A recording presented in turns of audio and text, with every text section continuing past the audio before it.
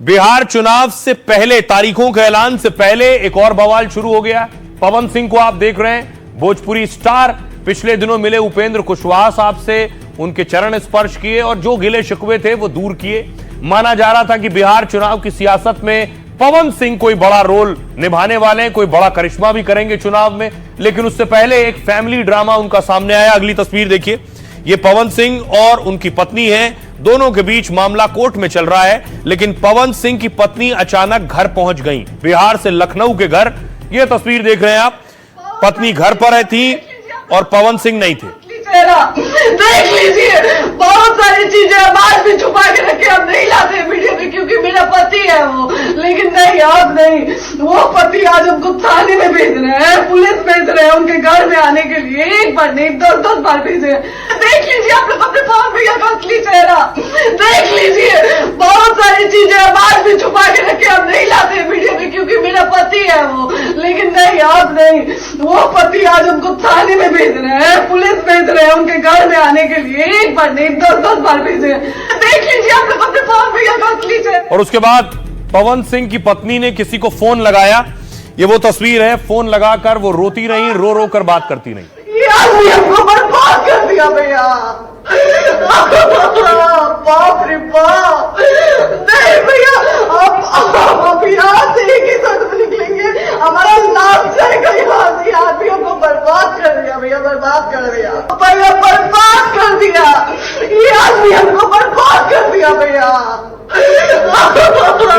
बाप रे बाप। नहीं भैया, आप यहाँ से एक ही शब्द में निकलेंगे, हमारा नाम जाएगा यहाँ से। आदमी हमको बर्बाद कर दिया भैया, बर्बाद कर दिया। और उसके बाद देखिए, पवन सिंह की पत्नी ने वीडियो बनाया पवन सिंह के फैंस के लिए, समर्थकों के लिए, और बताया कि देखिए पवन सिंह को। आ चुकी हूँ पवन जी के घर पे, और पवन जी ने हमारे लिए एक पुलिस थाने में पुरानी FIR की है। देखिए, हम आप लोगों के कहने पे, सिर्फ आप लोगों के कहने पे हम यहाँ पे आए थे, क्योंकि आप लोगों ने बोला था कि भाभी आप जाइए, देखते हैं कौन निकालता है। आप उनकी पत्नी हैं और उनकी पत्नी बनके हम यहाँ पे आए थे। और देख लीजिए, ये लोग हमको लेने आए हैं और अब हम थाने में जा रहे हैं। अब आप लोग फैसला करेंगे, आप जनता हैं, आप लोग फैसला करेंगे कि हमें न्याय कैसे मिले। बताऊं कि आखिर ये बवाल हुआ क्यों, क्या वजह थी इसके पीछे।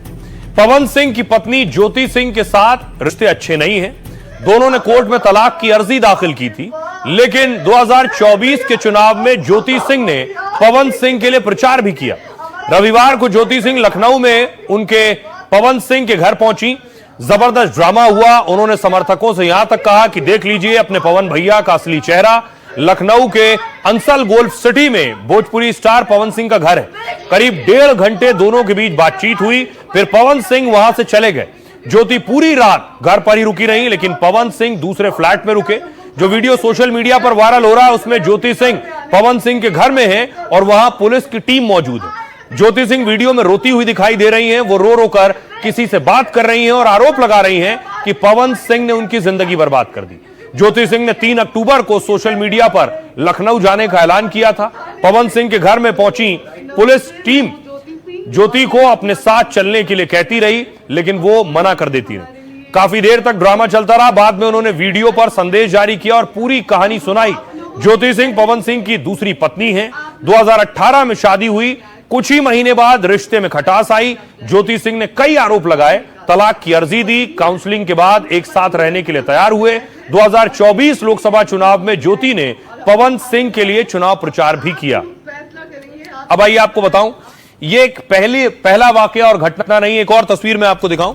ये पवन सिंह की तस्वीर आप अक्षरा के साथ देख रहे हैं। उनकी पत्नी ज्योति को आपने सुना अभी, अक्षरा के साथ उनकी तस्वीरें आई। नजदीकी की भी अफवाहें थी। सुनिए जरा इसके बाद अक्षरा सिंह ने क्या आरोप लगाए थे। बुज़दिल लोग कर सकते हैं, जो एक दूसरे को दबाना चाहते हैं ना, वो लोग कर सकते हैं। पर आपकी नीयत पे जो है वो सामने आएगा ही। आपकी जो नीयत है वो आपके सामने आएगा। मेरी जो नीयत है वो मेरे साथ ही रहेगी, क्योंकि मैंने आज तक किसी का बुरा नहीं किया। मेरा हर किसी ने नाम बदनाम किया, लेकिन मैंने कभी किसी का बुरा नहीं किया। तो ज्योति पत्नी हो गई, अक्षरा हो गई। और एक और तस्वीर पिछले दिनों सामने आई पवन सिंह की, जब एक हरियाणवी सिंगर को छूने की कोशिश उन्होंने की, उसके बाद बवाल हुआ। कुछ लगा है, अरे हाँ बेटा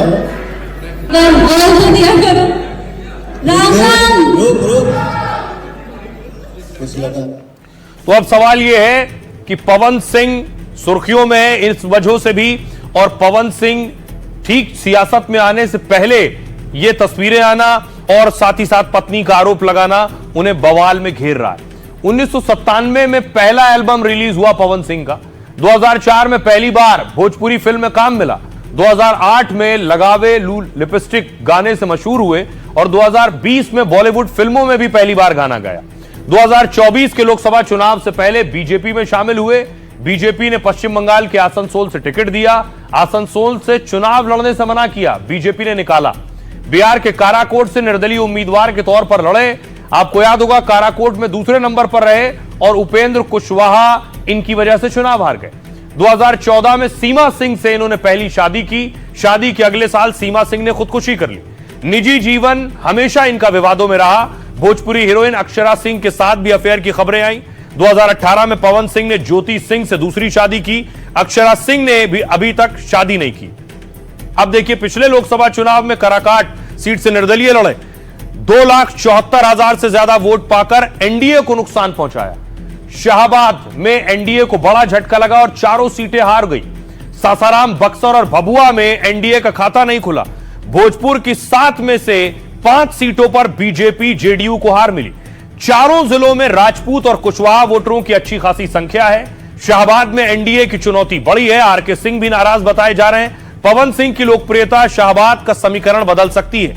4 दिन पहले उपेंद्र कुशवाहा और बीजेपी नेताओं से मुलाकात की। पवन सिंह के समर्थन से शाहबाद इलाके में एनडीए को मजबूती मिलेगी और उससे पहले यह हंगामा हो गया। लेकिन इस हंगामे के बीच आपको बताऊं चुनावी बिगुल बज चुका है कि चुनाव नजदीक है, तारीखों का ऐलान हो चुका है। सारी पार्टियां जोर आजमाइश कर रही हैं। राहुल गांधी यात्राएं कर चुके हैं, पीएम मोदी रैलियां कर चुके हैं, रोड शो कर चुके हैं और आज चुनाव आयोग ने तारीखों का ऐलान किया। अगली तस्वीर में आपको दिखाऊं, चुनाव आयोग ने तारीखों की घोषणा की, जो मैंने आपको बताया कि 6 तारीख को पहले चरण का चुनाव होगा, 6 नवंबर को, दूसरा चरण 11 नवंबर को और उसके बाद 14 को नतीजे आएंगे। आइए आपको बताऊं कि आखिर आपकी सीट पर कब चुनाव हो सकता है। सबसे पहले देखिए पहला चरण 6 नवंबर को, और 6 नवंबर को जो पहला चरण है उसमें 121 सीटों पर चुनाव होंगे। 14 नवंबर को नतीजे आएंगे।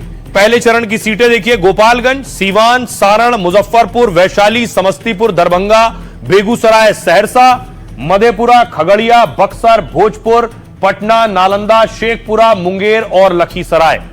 इसके बाद देखिए जरा दूसरे चरण में जो 20 जिलों में वोटिंग होगी, पश्चिमी चंपारण, पूर्वी चंपारण, ये 11 तारीख वाली सीटें, पूर्वी चंपारण, शिवहर, सीतामढ़ी, मधुबनी, सुपौल, अररिया, किशनगंज, पूर्णिया, कटिहार, भागलपुर, बांका, जमुई, नवादा, गया, जहानाबाद, अरवल, औरंगाबाद, रोहतास और कैमूर, ये 11 को होंगी इन सीटों पर चुनाव और 14 नवंबर को नतीजे आएंगे।